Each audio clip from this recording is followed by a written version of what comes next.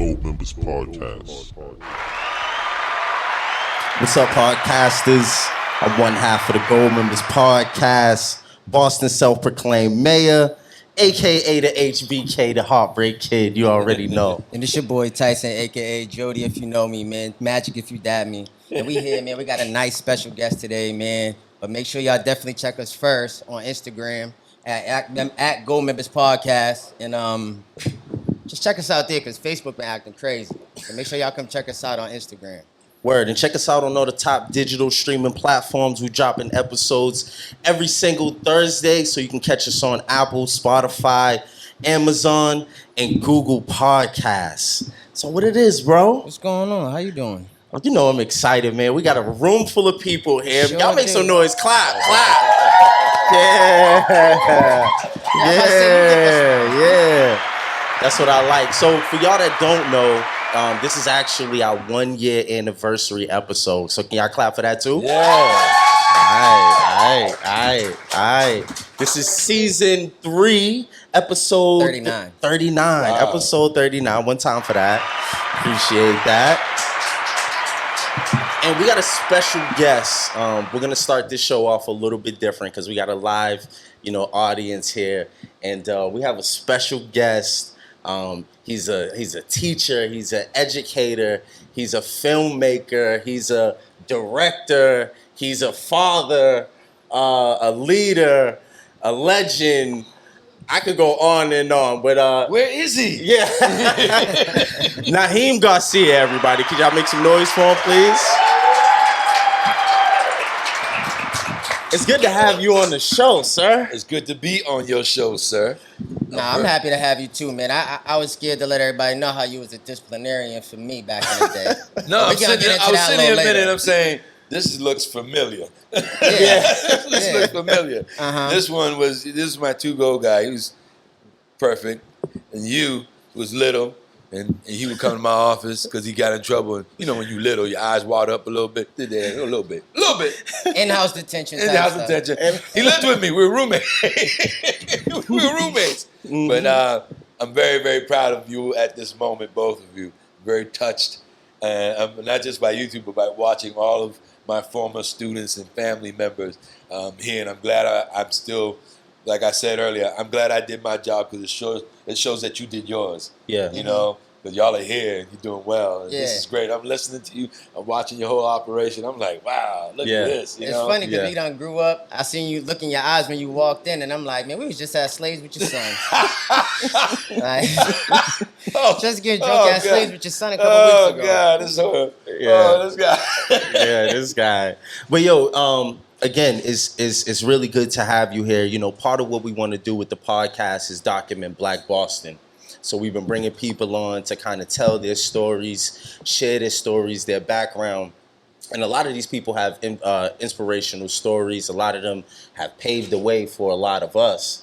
And so that's part of the reason why we brought you here. So before we get into all the accolades and all the big time stuff that you're doing, I kind of want to dig into your story because we met you at a certain point in our lives, but you had a whole life before that chapter. So kind of give us like the background just on who you are, The where microwave you grew version. up. Can The you all hear me? microwave. This feels like I'm far away. Can I? Yeah, lift them You up, got, bro. I got no strength. Look at that. You saw that? Spinach can't even help me, man. Here you go. Yeah, because now I feel like, okay. All right, so I'll give you the microwave version. Okay. I was born Alexis René Garcia. I came to this country from Cuba in 1968. Your parents might have been born there or might not. I came to this country with my mother, my grandmother, my aunt. My grandmother was a singer and a poet in the Copacabana in Cuba. My mother danced for the International Folklore Dance Company of Cuba, and she was also on the Olympic team, a gymnast. And my aunt was a little girl and a student. But they came to this country. My grandmother became a Boston public school teacher, teaching theater. My aunt became an assistant principal in Florida. And my mother, so I'm going to fast forward a little bit. This story I like to tell because it's the truth. So I dropped, you guys don't know, that's why I was so hard on you guys about school. I dropped out in 9th grade. Oh, okay. Okay. Dun, dun. I wish- I'm wish glad I'd have knew that. I'm glad you didn't. So I dropped out in the 9th grade, and my mother was pushing me to go back. So to show me it was easy, she went to do a GED to prove to me that it would be easy. She did the GED. Now 4 masters and 3 doctors later, she did this to show me off, and she just kept going. So that became an inspiration to take myself, and that's why I was very hard when I was at school with you all and wanted y'all to get your education, not because it's going to teach you more, it's because that piece of paper would not let somebody kick you out or keep you out. Yeah. When you qualify, or somebody say you can do the job. There's been many times I was able to do the job, but I wasn't getting the salary. Right? So I wanted to make sure you all didn't have that experience. So even though sometimes I felt like I was contradicting myself, here I am teaching these kids, and I don't have my stuff. But what I do got is passion, love, and I know how to teach. I know how to work with young people. I didn't have a lot of talents, a lot of things. I come from a very talented family, but a very religious family. And then being black and being Cuban, and coming here and not fitting in because the blacks thought I was different. I didn't realize how racist my people were until I got here. Spanish crazy. people, because if you wasn't but a pecan, excuse the expression, but because I'm Spanish, I can say that, it was always a different case. And then, white America treated me, I grew up during busing. You know anything about busing? That was a very dangerous time. It was. Oh, my mic, yep. No, you good, you good. It was very dangerous times. I mean, my mother and I got escorted from a school in South Boston by the National Guard. So that was a tough assignment. Yeah. But all that was, I also come from a family, they were all teachers. And I never wanted to be a teacher. Never. I said, I ain't gonna be coming home writing no lesson plans and getting caught up in this and I don't want and teaching and dealing with kids. And the more I said that, the more I found myself in somebody's child's face, in somebody's school. But what kept me going is all of you. I keep a community. Yeah. Every school I ever worked on from here to Springfield has been in the community. And I want to make sure that you all saw somebody from your neighborhood in your classroom, in your hallway. Yeah. So, I was able to bring it home. I could show up at your door after school, have a drink with your father, and while I'm watching him kick your, rump you out or whatever. But you ain't lying. Like I could bring it home. And that was a good part about it, that it wasn't just, this wasn't just, I see you at school. You were in my neighborhood. I was in yours. Yeah. We were from the same tribe, so we spoke black. Yeah. And it was understood. And like right now, I'm still working down the street at Carpenter Academy. Do I need to project more? So I fast forward through a whole lot. There was a life because of my athletic and dance ability. I got into dancing. I got into hip hop. Yeah. And so when today's hip hop's 50th birthday. So when hip hop, So when we started getting involved, we're talking about the early '80s when that was serious, and and I was a dancer, and I said I'm gonna take this dancing and put it on stage, and I got involved. My friend Wyatt Jackson, who is one of the founders of the Unique Dominoes, brought me to Elaine Corey at Boston Youth Theater because I already had some theater training because my grandmother taught theater in school. So I would, I learned from little school plays and everything, but it was in my blood. Yeah. And I loved it. But the teaching stuff, when I realized that I could teach acting, I could teach theater, that I could teach theater education, that I could do this, I found my niche. Then I said, oh yeah. Because I wasn't good I wasn't going to be nobody's English or math or science teacher. Not that I wasn't capable, I didn't have it, right? Those are difficult subjects, and I encourage anybody who wants to be a teacher to really pursue those places. So and I ended up at the Renaissance after I left the community academy. Roger Harris came around and looped us in. It was the first time charter schools were making a big impact. The 2 biggest charter schools and the oldest charter schools in the country was Boston Renaissance Charter School and the Academy of the Pacific Rim. Boston Renaissance Charter School is where I had you all. And that was also where I taught for 3 years before I became the Dean of Discipline. Right. And I called the Dean of Discipline. I retitled because I said, no, I'm not the safety officer, I'm the Dean. Because I was dealing with parents, I was dealing with teachers. I had to be responsible for a lot of the things in the school that an assistant to the principal had to be responsible. So I learned how to be an administrator in school the hard way. And Boston Renaissance was cutting edge. Yeah. First of all, it was downtown Boston in Park Plaza Square. Beautiful black children coming to school, and then you had these beautiful black teachers and Talk black about men it. standing in front of the building, Talk suit about it. down, clean. Because Roger Harris was a bad boy. And he was clean. Oh, he was Roger clean. Harris was bad. He was clean. And everybody had to be clean. Everybody had to look good. Yeah. It was a beautiful campus. Yeah. And Yeah. we were 16 stories downtown Boston, and we were right there. And there was these, to watch all of these black babies come to school downtown. And it was hard. It were long days. Yeah. Long days. Yeah. That's when they started that whole, 7 or 4 o'clock. Yeah. I'm like, this is ridiculous. And then they talk about almost in July with only 30. I was like, this is ridiculous. Yeah. What are you talking about? But it's what was needed. Yeah. Because the result of all that hard work and pushing, I'm looking at all the young going, Roger did a good thing, and I'm glad I was a part of it. I'm glad I was a part of y'all's life. Yeah. I'm very happy to see you here because I'm so proud. I don't want to say too much because I want to get emotional. Yeah. Right? I don't, because I'm moved. Yeah. This is when you give back to your community, this is what you give back for. To sit back and see this and say, yeah, I did a good job because they sure did too. Yeah. It's a beautiful thing. Yeah. So well, I kind of want to dig into that, man, because you're touching on, I think, something that's very pivotal, very instrumental. I mean, that's where Tyson and I met. We've been friends ever since. That's where I got into public speaking. Shamba Dabinga gave me my first Mr. speech. Dabinga, origination, yeah. Absolutely. She gave me my first speech at the Renaissance. So, I mean, it's no coincidence that now we're here and we're doing public speaking and broadcasting. Yes. But yeah, just kind of talk about that, man. What are some of those things that kind of stand out in your mind, like the classrooms and like some of the things that we learned? We learned a very different curriculum, I felt, from other students. Well, this is because we had them core values too, though. Like we did. Yeah, core values, songs and there was a different structure, but it was also the days of overpopulated room. You guys had 43 students in the classroom. Yeah. So when Roger Harris walked by and I had 3 classes and there's 67 kids in the classroom, everybody was quiet, even my wild ones. Even my wild ones, when they was quiet, he was trying to understand how was I able to do that. And then he had a bunch of us that were able to do that but couldn't explain it in detail how we was able to manage class and teach and give instruction. Yeah. So that's when the skillful teacher program came in, and everybody. I'm sorry, and everybody had to. All the teachers had to go and start getting trained to learn how to write a lesson plan correctly, learn how to deal with all the different structures in the classroom. But you all were. I hate to say it, but you all were the perfect guinea pigs. We tried it. It was a test, and the results were that you all did very well. Because it did work. I mean, a lot of us kind of went on to do a lot of good things Yes. after we left the Renaissance. Our graduation rate always been high. Yep. We all went to high school and kind of pretty much graduated, but we went to high school together. You stay together. I'm looking around like it's like, yeah, go to class.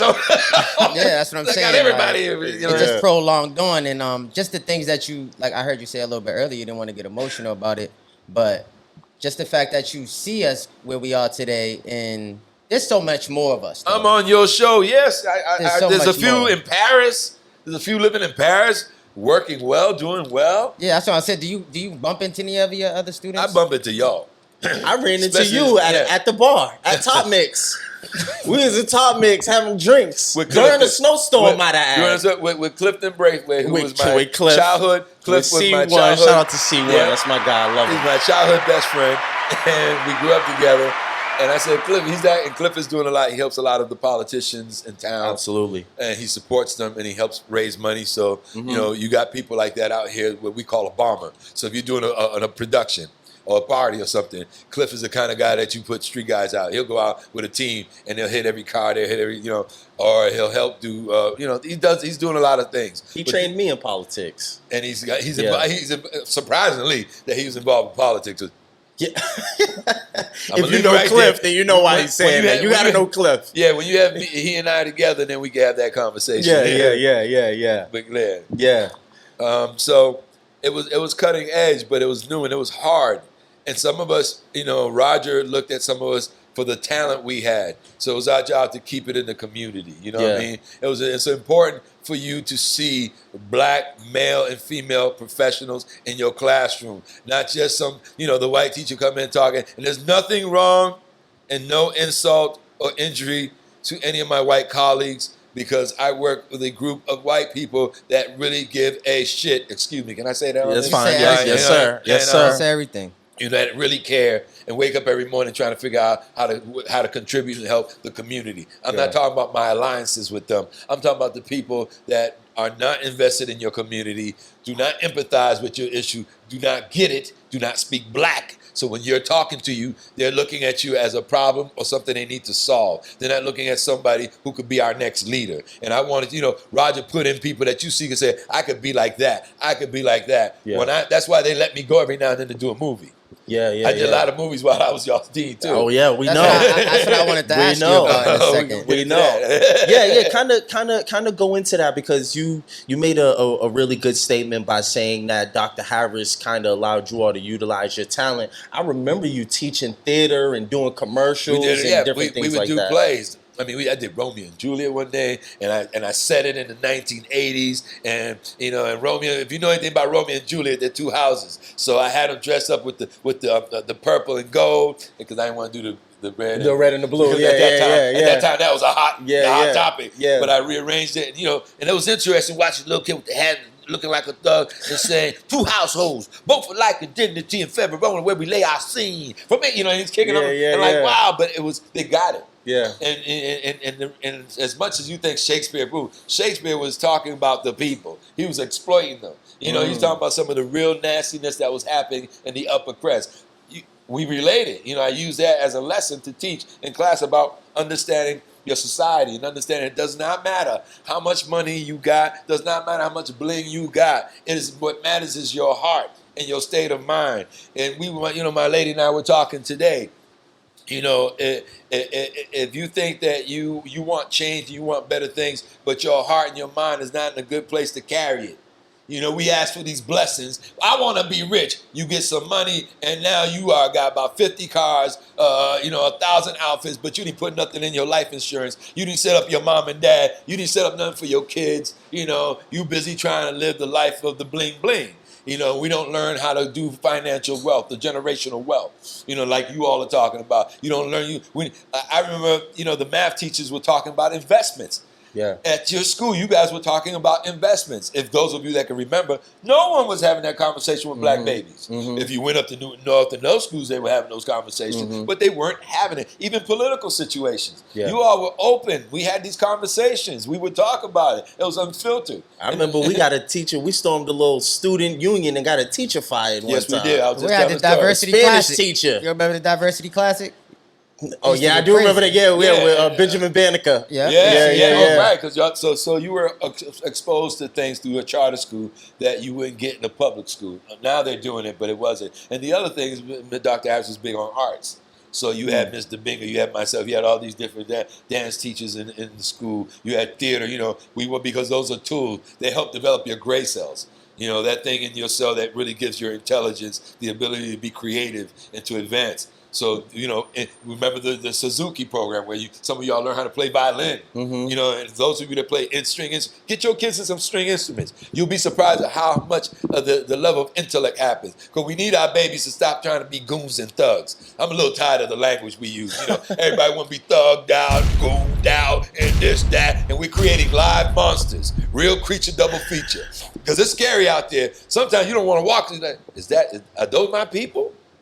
Why do brothers look like they half animals and half something else? Yeah. Why they talking like that? Yeah. Why does my sister have no real quality about herself? Everybody's out here being hard and nasty and other. There was a time when I was growing up, if I gotta go to work, y'all watch the kids, and the kids were watched.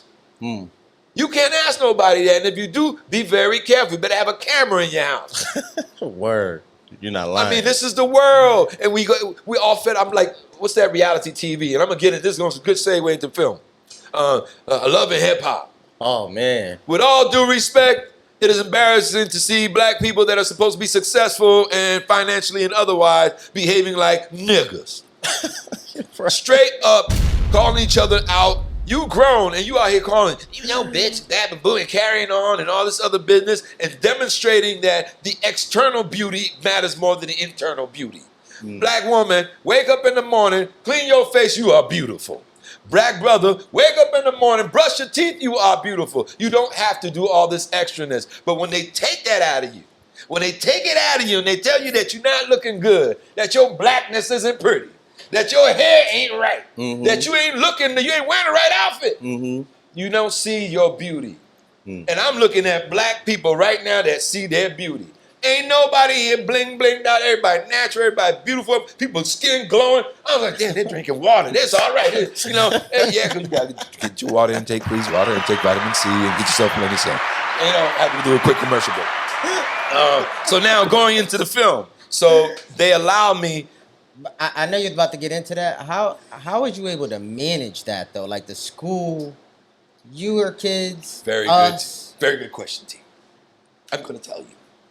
I didn't. You just was going. It was going with the wind. Sometimes it was very difficult, especially when you get the audition and you get the part and you can't get out of work or you got to lie. I'm sorry, Roger. I lied a few times to go make a movie. But the cool part about it was he got a kick out of it because he would travel to China a lot. Okay. So he was in China one day, or Switzerland one day, watching TV, and the movie Lift with Kerry Washington came on, and I played her uncle. And he said, so he knew. He said, that's what you did. You took a day off to go, or you lied and took a day off to go film. I said, that's what I was doing. And he said he was in Switzerland watching me. So I was like, oh, that's cool. The residuals from Switzerland are very small, by the way. I just want to put that out there. Out there showing my stuff and sending me 10 cents. When you could have sent me $1. Right. That's how they get. They was really sending you 10 cents? Well, 48 cents, including taxes. But, some residuals are bad, and then there's some residuals that save the day. Yeah. You know? Yeah. So the segue to the bit, how I managed, it was difficult. My career now was my part-time hobby.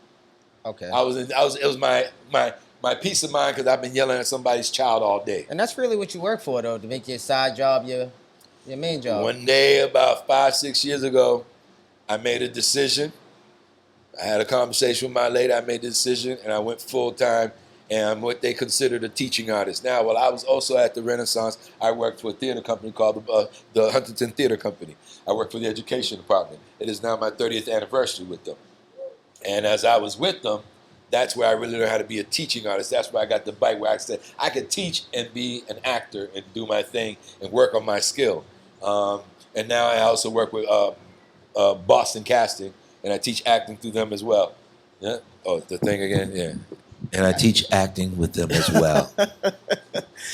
No, but that's really interesting, and I'm really, I don't want to just kind of glance over this, because I'm one of them type of people. Like, I figured I started my professional career, my journey maybe about 10, 11 years ago, and I'm one of those type of people where, like, I'm really into the journey, I'm really into the process, the day after day grind of it. So I want to hear like a lot of that. Like, you talked about like skipping out on work to fly out to Switzerland. What is some of I didn't fly out to Switzerland. Roger saw the movie in Switzerland. Okay. He saw the movie in Switzerland. If anybody's out there, I'll be more than happy to fly to Switzerland to film wherever you like. Yeah. So tell me, can you talk about like any defining moments? Because I feel like I kind of watched your career. I remember you had this one commercial. It was a Subway commercial, and you sit down and you got the sandwich and you do something with your Coke and it splashes in your face. And I got to throw soda on a bunch of on a bunch of people that don't look like me. Yeah. Then later on, I'm watching The Purge. Election year, Purge 3, yeah. Purge 3. Yeah. And you had an extremely big role in that movie. That was a big part. Yeah, that was a big part. And then following that, I was asleep, and I heard your voice. You thought you was having on the TV. You said, "Oh God, he's back!" And I'm like, "Who the hell?" And I look, and it's you on the TV in the Equalizer 2. Yep. I put it on just to go to bed, but then I heard you, and I'm like, "What are you doing over there?" Could you play the reel for him? We actually have his reel. Hopefully, we can get it to work. Oh yeah. Oh, okay. We're gonna play the reel. Yeah. We want to see the reel, man. We want people to see this. It's right, because I did 6 films this past year. Which 6 films. Yeah. From Well, July kind of. to July. Hold on. Before you go into that, I want to hear about The Purge. I want to hear about working with Denzel Washington and The Equalizer.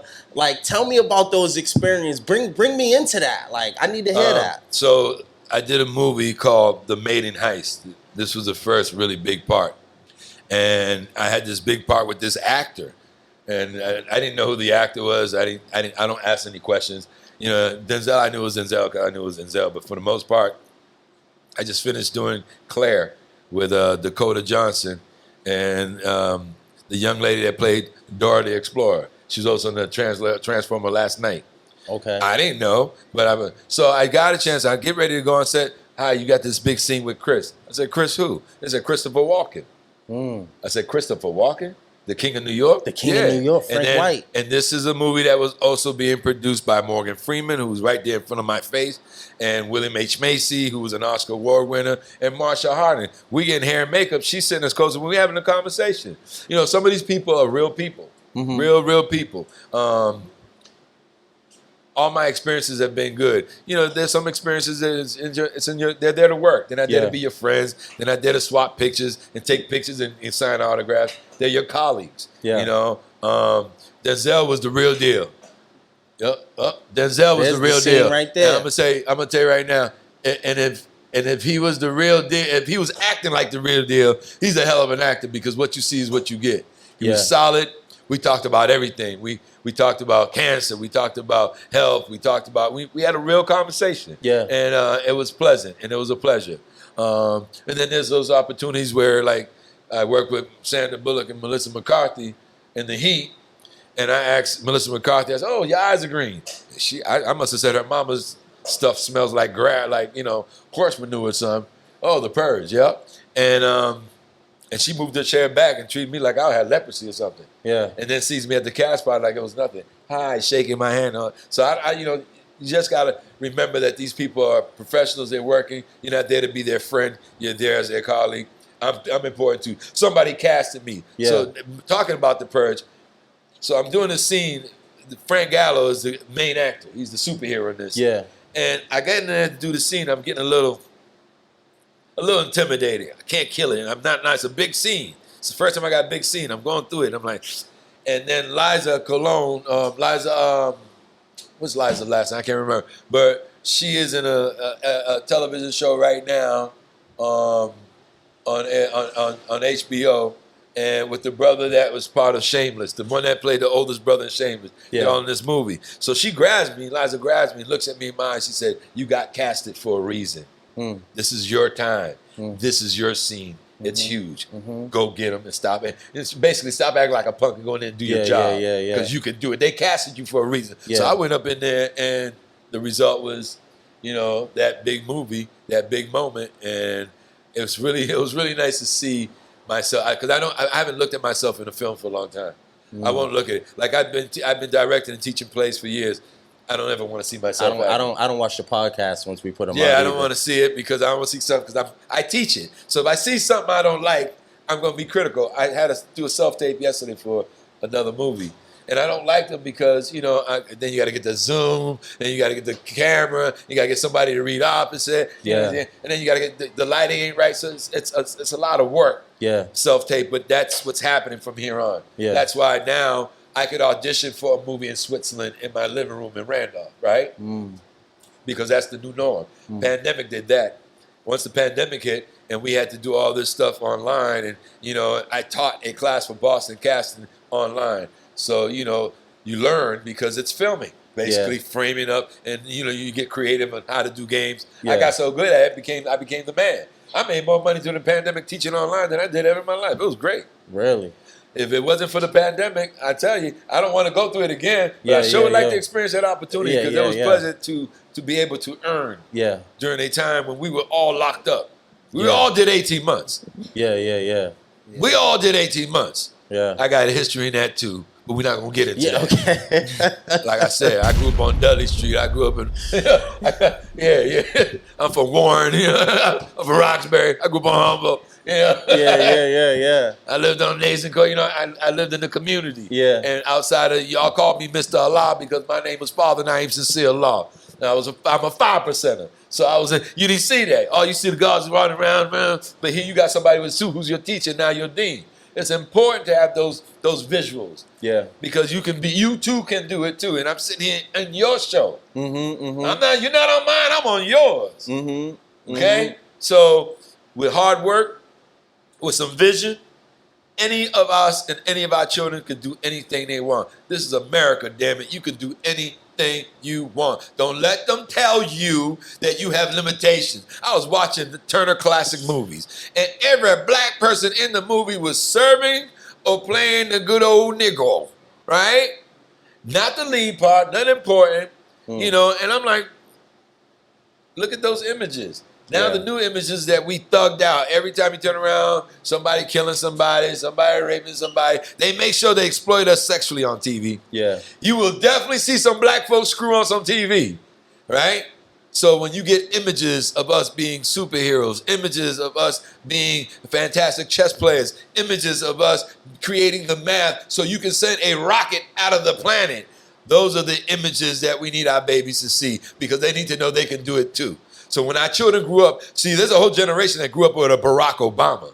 They don't know nothing about what it was like before Barack Obama and what it was like during or even after. Because they went right back to it. This whole nonsense that's going on right now in the world is it's triggering all kind of things in people. Yeah. Especially you live vicariously through some of these things. I mean, we watch on public television a man get killed by a police officer. Yeah. And several times.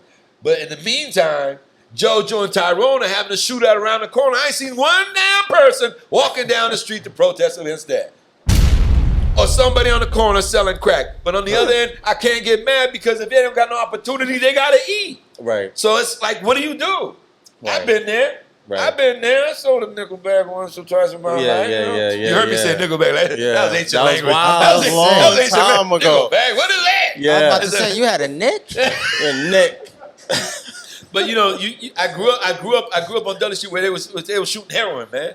You know, these were the options: heroin dealer, pimp, prostitute. This is what you're growing up watching, and then you watch somebody making some money, got the nice car, and you don't got a chance in hell. You're not a very good student. You don't have the best opportunity. You don't eat right every day. But you're seeing somebody riding around a nice car, got a couple of bucks, they feeding their family, they're taking vacations, they're doing. What are you gonna do? Yeah. What is that little child supposed to do? So the next best thing is to be the drug dealer. Yeah. Or to be whatever.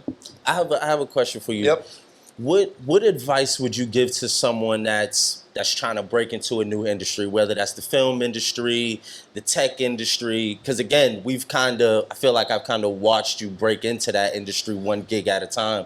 So what advice would you give to someone just about creating that pathway or getting that entry level start into a certain industry? Establish your connections. Do your homework. Find out what you want to do. Find out who you want to do it with, and find out who's doing it at the level you want to get to. You can do community theater and community things all day long. You can spend time at B&N, which is a wonderful place to be. It teaches and educates you. But if you don't have a vision and connections to get you to the next level, because everything's a connection. Establish your connection. You start teaching in a school as a paraprofessional. You get a little bit of education. Because you are connected to other schools now, somebody's moving you up. It's the same thing in movies. I went from going into my first audition and saying, okay, what will make me different from everybody else? Everybody walks into an audition with a piece of paper, right? And they do their audition.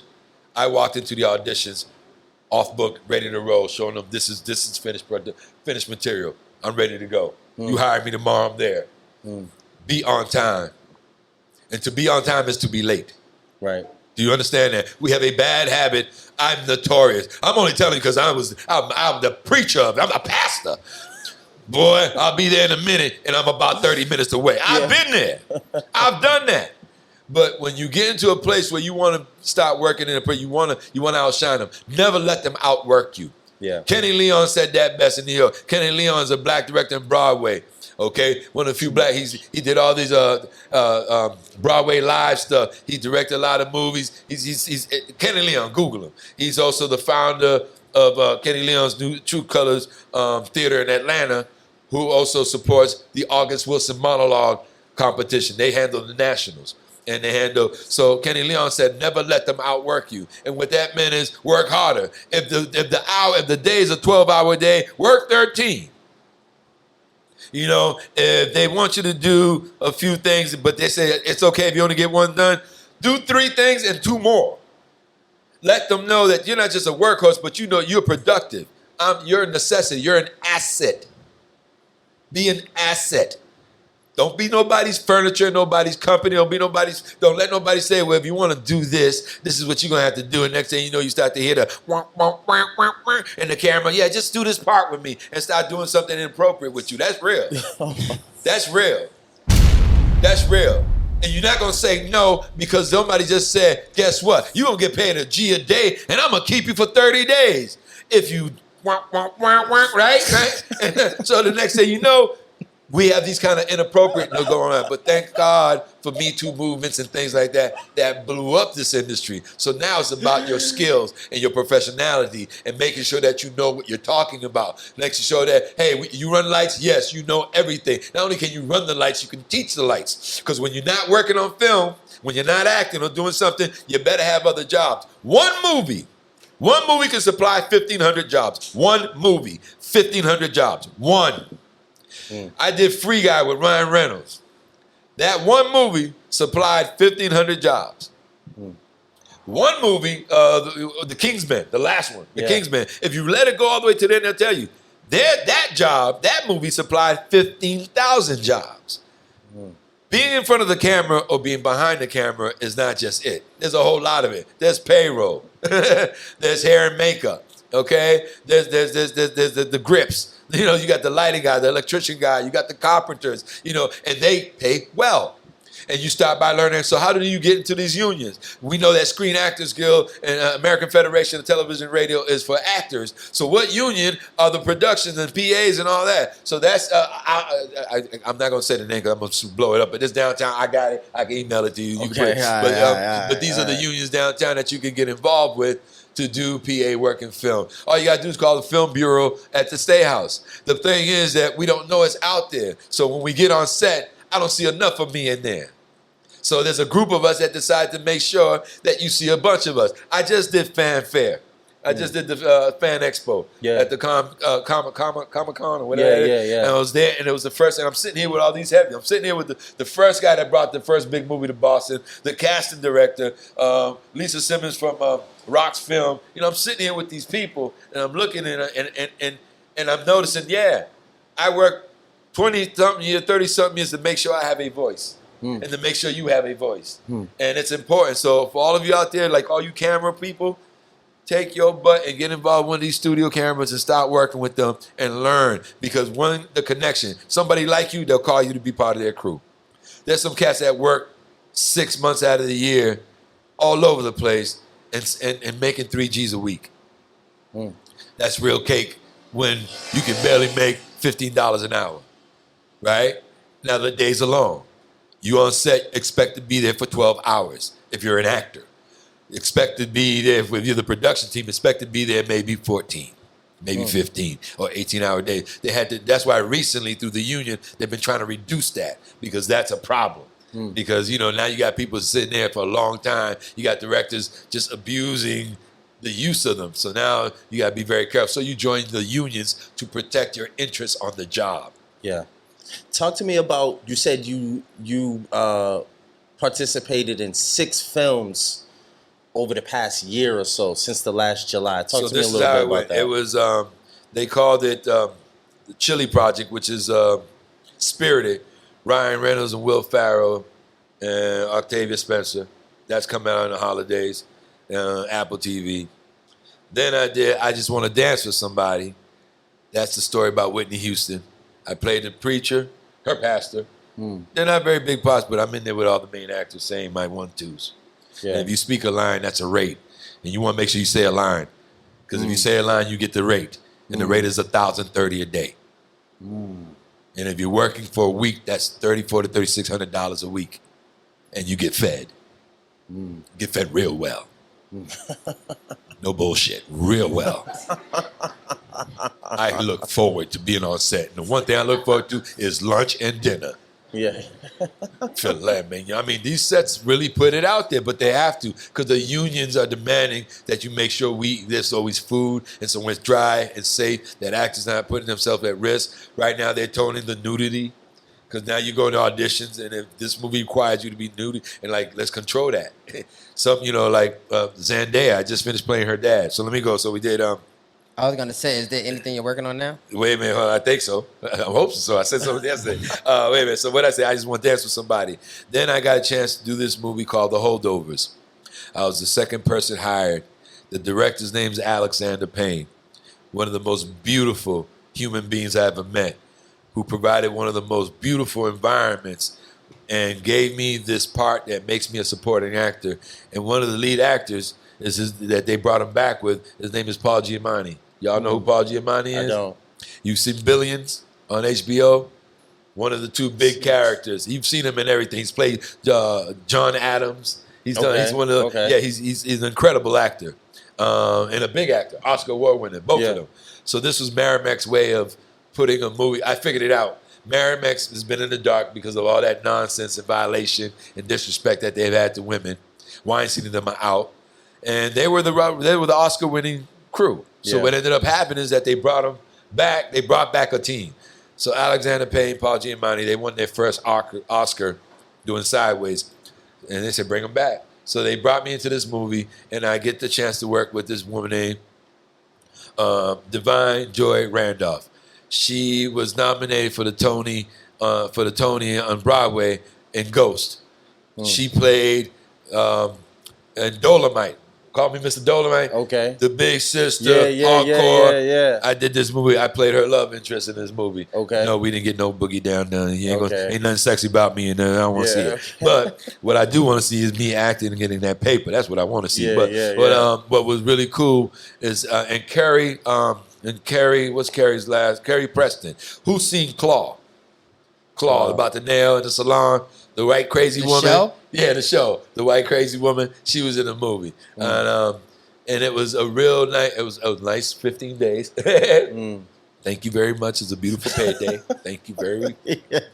Okay? Because when that rent come up and you ain't got it because you ain't been called, you very thankful when you get a stretch. And then I did that. And then after doing that, I got a chance to do an independent film called Money Games, and I got a chance to be a co-star in that. So it's a big part. 26 scenes, 23 pages worth of dialogue, and that's big. And if you get paid by lines in commercials, you get paid by lines, so that would be, like make you a thousandaire. And then after that I did Thai Town. I played Zendaya's dad. Y'all know Zendaya? Yeah. I played her father. And then after that I did Claire. With Dakota Johnson, which is a Marvel comic. And again, these are not major fucking parts. They're not giving me the Oscar. It's employment, it's work. But out of all the people in my career, how many people can say they've worked with these stars that you just finished watching on TV? It's wild. I'm sitting there going, damn. I just saw you on TV last. I've been following your career for years. And now I'm right here in your face as your colleague. And they're having conversations and they're being real. And they're establishing connection. Because you should be in Billionaires. I said, I sure should. On HBO? A long stretch? I'm down. What I got to do? Who I got to send stuff to? Can you make it to New York? I got a place in New York. I got a brother in New York. That's so I make it sound like I got a place in New York. I got a place in New York. I got a place. My son's in LA. I got a place in LA.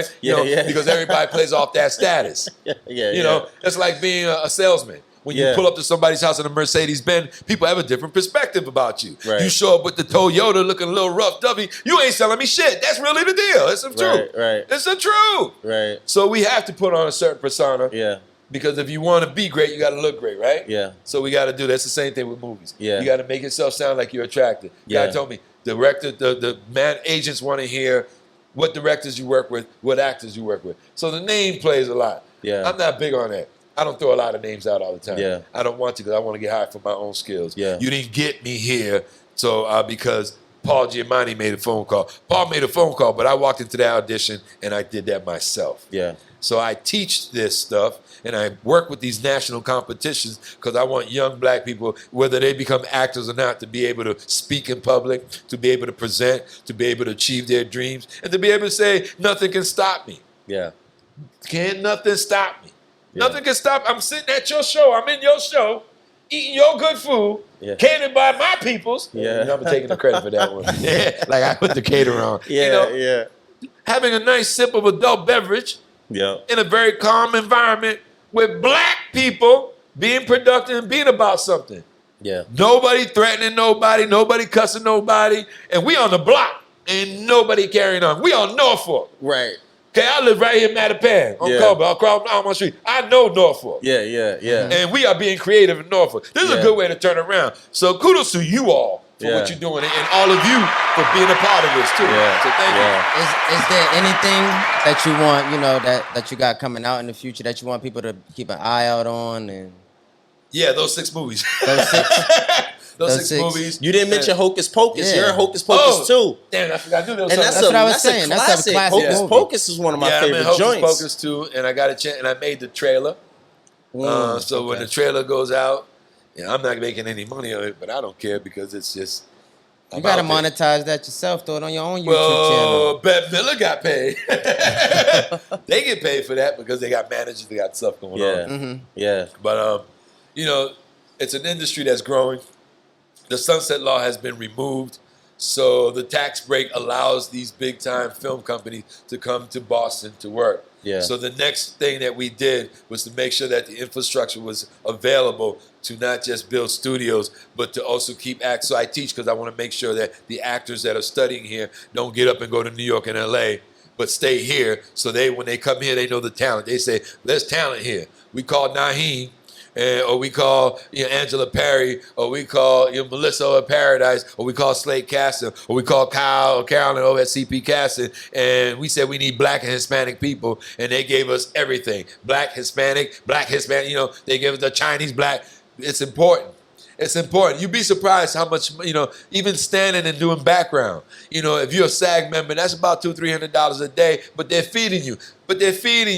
If you need a gig, apply for one of these background jobs. It does not require heavy experience. What it requires is you showing up on time, being on time, following directions, eating their food. The food is really, really good, I'm trying to tell you. But it also gives you an opportunity because one day you could be like, for example, holdover. The boy that was tending to me, getting me water, just tending to me, taking care of me. He's running around doing all this stuff, and that's it. The PAs have grunt work. PA's got to always tell, I'm walking Naheem on set. They make it sound real official, but they only walk me about 100 feet. It's crazy. 100 feet. We're walking Naheem to set now. Naheem is moving. And you feel like important, like, shit. This is, hey, yeah. I'm walking. Hi, I'm walking, boom, boom, boom. Now, this is an amazing moment, like when I did Black Mass. I'm in downtown Lynn. I'm arresting dude at the FBI. I look up, it's all these beautiful black Hispanic people, and I'm Cuban. And I'm walking in looking at this thing. I've never seen it in my life. It was flooded. All these sticking out a window. I mean, we're talking Dominican. I didn't know the whole Dominican community was in Lynn. They were right there in downtown Lynn. We walk in, and I said, ¿Qué pasa, mi gente? I threw that and said, they lost their mind. He's one of us. He's one of us. That was the most proudest moment in my life that my people found themselves and said, he's one of us. Yeah. We got them too. Yeah. And yes, you do. And I'm the little pole. There are bigger names that we didn't even know were Hispanic and black. And that's important. The reason why I'm Naheem Garcia, and especially because Naheem Allah became a threat, especially in the industry that's controlled by a group of people that may oppose such a name, right? So Naheem Garcia was also important because I want you to know that I was black and Hispanic. If you say Naheem Garcia, what are you assuming coming through the door? And when you see a black man who can articulate and speak Spanish, and can be versatile, because that's important. Because most people would have just said he's black, right? I'm Hispanic. I'm Cuban.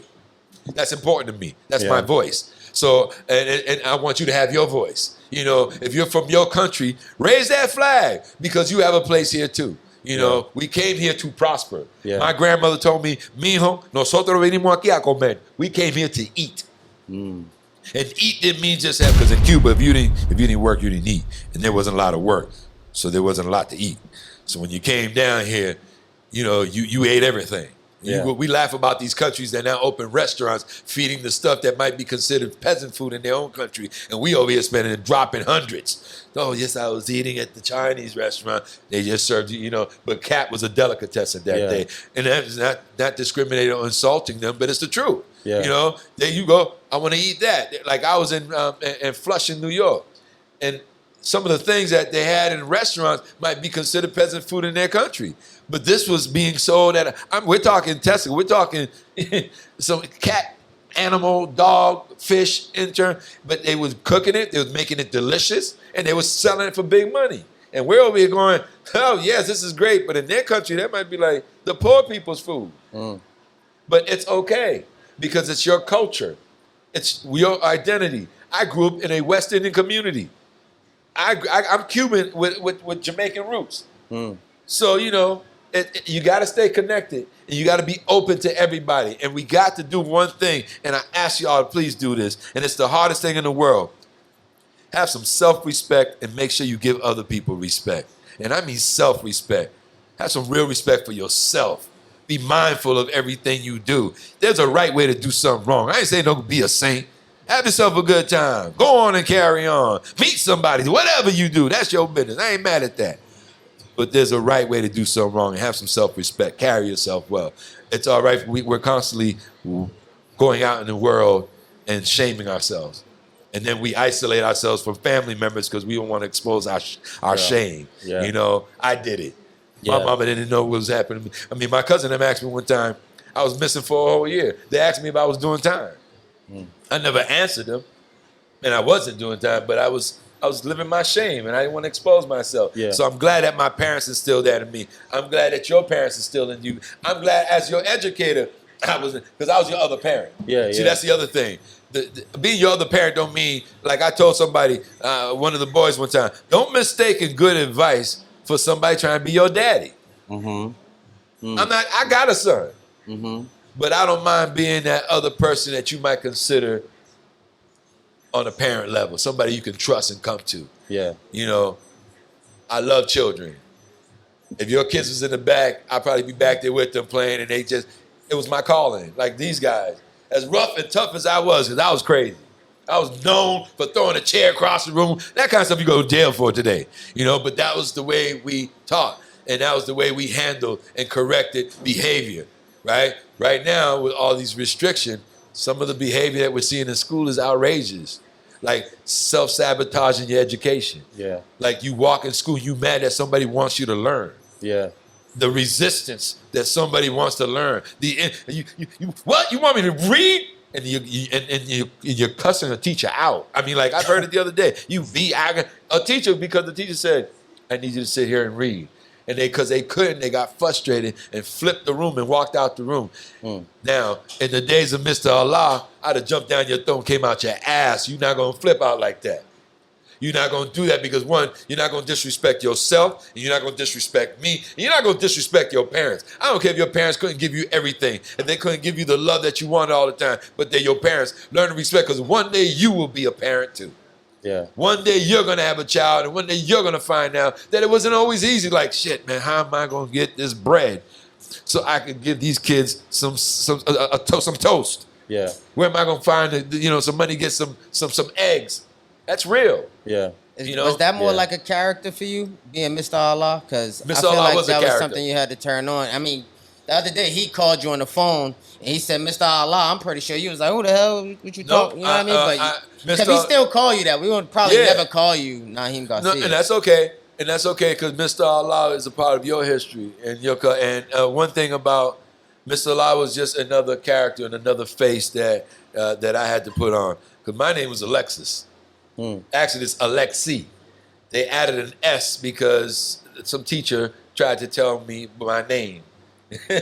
Alexi, and she added an S because it's what she was familiar with. Thought I was being wrong about my identity and my name. Yeah. So we did that. I lost track for a second of what I was saying, but the most important thing that I want y'all to walk away with today is that make sure you pass it on and play it forward. Don't think that all these blessings that somebody's giving you or doing for you, they were meant for you and you deserve it. You deserve it because you earned it. But pass it on. Pass it on. Look out for the next.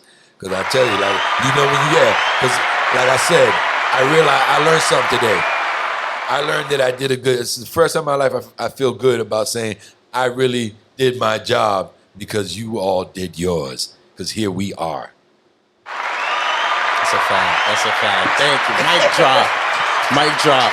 Well, sir, we want to thank you, man, for taking this time to really come and speak with us. It was a last-minute request. Thank you for sharing your story, your information. This is what I mean about giving back. You called, I come. Yeah. How am I going to tell you to do all these things and be right in your life, and you call me and say, I'm in the right place, can you come help me? And I don't come. Yeah. I was contradicting. I would be no good. Yeah. So, you know, and this is what matters more. Yeah. Having these conversations with you all matter more than going to the Oscars. Yeah. Even though I wouldn't mind the Oscars because that means my salary becomes in the millions. Definitely. And we need that. For sure. I need that. For sure. For sure. I need that. I would love that for you. I would love to be able to sit here and talk about I'm donating this much money to your program. Yeah. Because that's the other thing. With my little bitty, little limited self, I'm real quick to support and help anybody trying to do something. You know, because we got to help each other out. That's the problem. We don't help each other out. We don't look out for each other. We don't look out for each other's kids. We don't know how to talk to each other. How many times have you walked by somebody and you said good morning or good afternoon? Be honest. We could walk right by each other and not say one word. I'm notorious for not speaking to people. Hell no, you can't, because if you say hello, I'm what? notorious. What? Yeah. Right? Just because you said good morning. I'm going to read your face first. Yeah. Yeah, are you okay to speak to? Yeah. Do you speak Negro or do you speak black? Yeah. Because we got that problem. You know, we got that problem. But enough of me. Well, thank you again, sir. You know what I mean? Again, you fit us into your schedule. I couldn't be more appreciative of this. Can y'all clap it up for him one time? Thank you.